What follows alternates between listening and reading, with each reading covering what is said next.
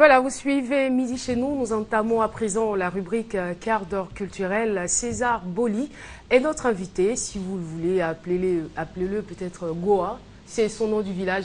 La prononciation y est Goa. Goa. Voilà. D'accord. Ça. Goa. Ok, d'accord. Alors, on parle avec vous aujourd'hui de l'afro smooth music, smooth jazz, pardon. Afro smooth jazz. C'est pas quelque chose d'habituel. Habituel. Enfin, je veux dire, nous, on ne connaît pas vraiment, on connaît le jazz tout de suite, mais afro smooth jazz, Oui. on cherche un peu quand même. Bah, jazz, c'est le jazz. Afro, parce qu'il y a des éléments africains dedans. Et puis smooth, parce qu'il y a évidemment différents styles de jazz aussi. Hein. Même dans le jazz, il y a le smooth jazz, qui est en fait un mélange du jazz traditionnel avec un peu plus modernisé, donc avec des rythmes funky, hein, et puis mais les accords, parce qu'en fait quand on dit jazz, ce sont les accords qui sont enrichis, hein, et ça donne le côté jazz. Mais donc la rythmique ou le rythme qu'on met dessus, ça peut être salsa ou bien loukou ou bien bébé ou bien peu importe. Ah d'accord. Voilà. Mais quand on dit jazz, là on parle donc des accords enrichis. Mais je veux dire, comment on arrive à faire la différence entre les deux? Entre les deux, c'est-à-dire... entre le jazz et le smooth jazz. Bon, le jazz, généralement, c'est quelque chose qui est joué en 3-4. Donc, le rythme n'est pas... C'est généralement toujours le même. Et puis, les accords sont intéressants. Bon, le jazz traditionnel, c'est ce qu'on connaît de Miles Davis, Charlie Parker, donc les gens comme ça. Et donc, les jeunes, donc les gens de maintenant... Ils ont, pour en fait rendre ce jazz un peu plus moderne et puis beaucoup plus intéressant pour d'autres personnes, ils y ont donc rajouté des rythmes un peu funky, donc avec les accords un peu plus jazzy. Donc là, ça devient un peu intéressant. Donc là, ils ont donc mélangé par exemple les rythmes hip-hop avec les accords jazzy. Donc là, ça devient smooth jazz, c'est-à-dire le jazz un peu plus adouci. Ok. Voilà. Ok. On y reviendra certainement, mais à ce que je sache, vous êtes allé très tôt en Europe, à l'âge de 8 ans déjà. Ouais, c'est ça, ouais.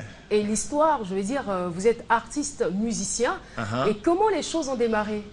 Oui. Qui est-ce qui vous a communiqué ce virus de la musique? En fait, mon père est compositeur, il était musicien dans le temps, c'était le bassiste à Amédée Pierre. Ok. Donc la période où Ernesto Guigui était guitariste pour Amédée Pierre, mon père était le bassiste. Et puis bon, il a continué. Et quand il était donc en France, c'était en fait le dernier album de François Louga, c'est Boli Gabriel qui a en fait composé les chansons. Boli Gabriel, c'est votre père. Voilà, c'est ça exactement. Donc à la maison, j'ai en fait grandi en voyant ces gens-là, Louga et d'autres personnes. Et puis, mon père a toujours fait de la musique à la maison. Mais je ne pensais pas un jour être musicien, en fait. J'y pensais pas. Pour moi, évidemment... C'était quoi au départ? C'était quoi votre les arts première martiaux, passion? Oui. Les arts martiaux. Oui, je comprends pourquoi vous êtes ceinture noire, 4e dan. Et vous avez même été champion de France. Bah oui, ouais. Wow. Attention, notre sécurité est assurée là, chers téléspectateurs. Face à une personne comme vous, là, je suis déjà perdant. Hein. Avant de l'avoir commencé. Mais non, mais là, je peux provoquer tout le monde et puis je suis en paix là, parce que vous êtes là. Bien sûr. Je peux faire ce que je veux sur ce plateau. Garde au téléspectateur qui réagira. D'accord. Donc, essayez de nous expliker un peu l'histoire. Dans l'histoire, c'est que quand j'étais jeune, je voulais jouer au foot, comme tous les jeunes d'ailleurs. Hein. Mais mon père disait, je t'ai envoyé en France pour partir à l'école. Hein. Donc, ton histoire de football. Donc, évidemment, il ne voulait pas payer, puisque ça coûtait de l'argent. J'ai un jour accompagné un ami dans un club. Et là, je n'avais pas besoin de payer. Donc, j'ai continué à y aller comme ça. Et puis, les années sont passées. Et puis, j'ai vu que je m'améliorais. Et puis, ça donnait du résultat, quoi. C'est ça. Donc, évidemment, quand tu t'entraînes beaucoup et puis ça marche, tu as encore vraiment le kick, you got a kick, et puis donc tu continues, quoi. Donc, comme tous les jeunes, je pratiquais donc un sport, en fait. Bon, pour moi, c'était les arts martiaux. Ça aurait pu être le football ou peut-être le handball. L'école, j'ai évidemment continué l'école, tu as le bac, tu vas en fac, tu choisis ce que tu veux étudier. J'ai dit, OK. Qu'est-ce que vous avez décidé d'étudier? Moi, je voulais être musicien. Je voulais faire la musique, c'est que je voulais comprendre mieux la musique. Parce que ce que je voulais en fait faire, oui, j'aimais la musique. Ça, c'était votre première passion? Passion, oui. En fait, quand j'avais 14-15 ans, je pense, mon père avait composé une chanson. Ou bien c'était d'abord c'était d'abord le foot, d'accord. C'était d'abord foot, il y a eu les arts martiaux. Oui.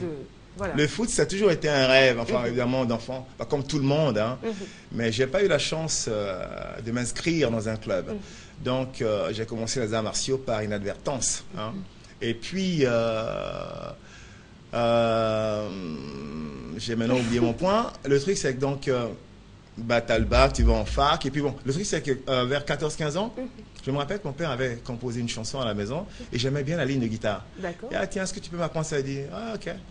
Donc, il m'a montré les 3 premiers accords. Do, fa, sol, je me rappelle bien. Et il m'a montré, il dit, ok, super. Je me suis enfermé dans la chambre pendant une semaine. Une semaine après, j'ai arrivé à jouer ce morceau. Et puisque c'est en fait un truc de base, pour donc faire différents morceaux, je n'avais qu'à changer de manière de jouer, c'est-à-dire utiliser ma main droite. Et là, à partir d'un seul morceau, j'ai donc réussi à en faire d'autres. Hein.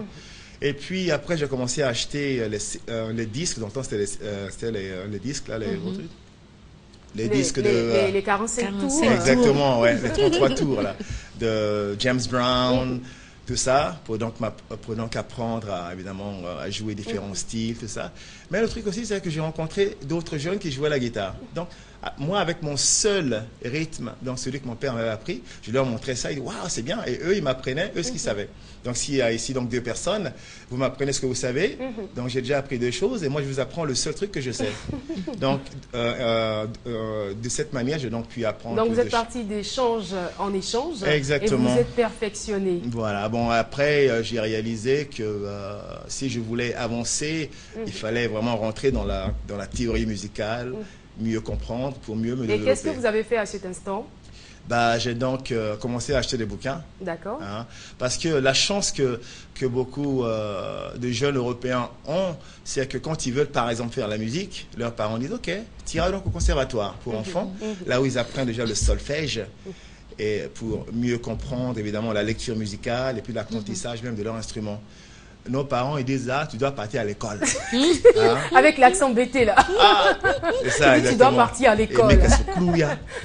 Faut que tu partes à l'école. Donc, malheureusement, c'est ça. Donc, puisque je n'avais pas ce bagage intellectuel ou théorique, musical, j'ai dû donc apprendre de par moi-même, en fait. Donc, acheter les bouquins dans ma chambre, apprendre à lire, bref. Et puis bon, le reste...